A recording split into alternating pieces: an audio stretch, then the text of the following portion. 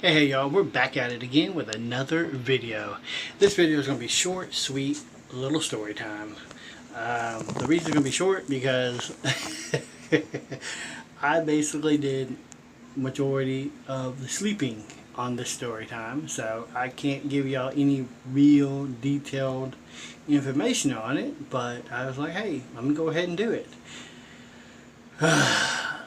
This is the story of how me and a couple of buddies went from Texas all the way up across the border into Canada and sat there at a little restaurant on the inside of the border, ate Canadian bacon because that's what we wanted, some authentic real Canadian bacon, and came back. We left on a Friday, got back for school Monday morning. Like I said, I slept majority of the time. What we did was we didn't have a game. It was right after the football season ended, and it was before basketball. We were in the preseason scrimmage games and stuff like that, so we really didn't have to go. So we decided, hey, you know what? Senior year, we have basically a senior skip days where I don't think they have these rules anymore, but they still could, or they could have modified these rules a lot more. But basically,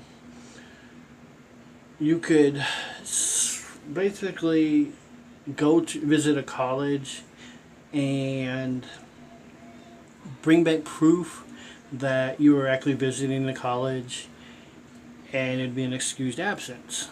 So, like I said, I'm not sure these rules still apply. They could, but like I said, they could have really tightened up a lot since I've been in school. I really do think they did. But anyway, so that was our plan. We were going to go to Canada, get some bacon, drive back. We wanted some authentic Canadian bacon. So we decided Friday we'll go, skip school, swing by the University of Texas, grab a bunch of brochures, talk to administration, get some paperwork showing that we actually made it to the campus, and then from there we'll head on up to Canada. And like I said, I was awake for going to UT. Made it there. We went to Austin. Austin's about 3.5 hours from where I lived in the city I lived in Houston, depending on how you got there and how quickly you got there. 3.5 hours, and we drove there. I remember that we left Friday morning, went there, got our paperwork and got our stuff, and then took off up to Canada. This is where I just slept majority of the time.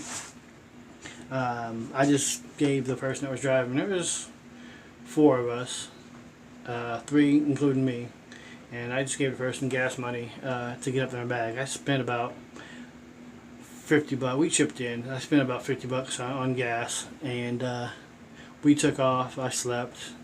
I was awake, but I didn't know where we were, so I slept all the way up there. It was nice. Didn't catch any terrible rain. It did rain. I think when we got into Illinois, it started to rain a little bit, not too much, nothing we could handle. It's about,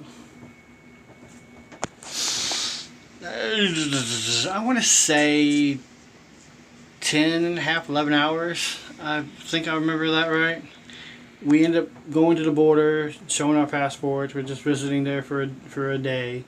And got through immigration and stuff like that, and they checked our vehicle and checked our ID and stuff like that. And we got across the border, got to the first restaurant, sat there and got our pancakes, and I was like, you know what, we came here for authentic Canadian bacon, and that's exactly what we want.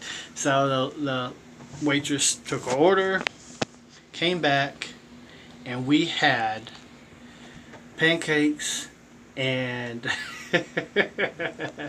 ham, thinly sliced ham was their Canadian bacon.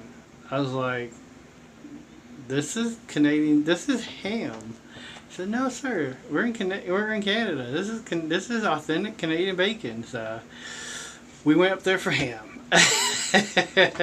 Enjoyed the heck out of it. Got the authentic maple syrup too. Ooh wee, that was thick. Oh, it was sweet. Oh, it was nice.